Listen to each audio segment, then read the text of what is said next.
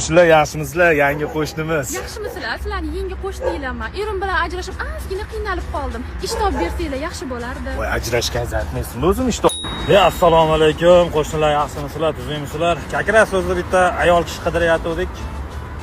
Oyligi ham normal, unaqa yomon emas. Qo'shnilar assalomu alaykum, hurmatlar, yaxshimisizlar? Charchab qolmayapsizlarmi? Bu ojiza sinimizga ancha yordam kerak bo'lib qopti. Nima xizmat bo'lsa ham mana biz tayyormiz. Hech qanaqa muammo bo'lmaydi. Men litiyam yutib shunday yozib yuborsin, endi nech pullik oylik bo'lsin, shularni gaplashib olamizda. Bir 20 millionlik oylik bo'lsa ham ishlayveramikin.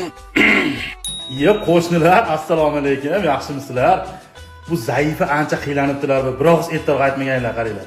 Ish bormi? 6 millionmi, 7 millionmi ish qilib beramiz. Faqat o'zimiz kelishib olamiz. Nomerini berib qo'ysangiz bo'ldi, ha. Qo'shnilar, xormanglar. Juda qiynalib qolgan qiz ekanu, ha.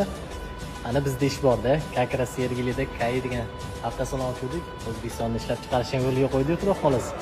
7-8 million oylik qilib beramiz. Agar zo'r ishlasa, KAI X7ni ham sovg'a qilib qo'shnilar.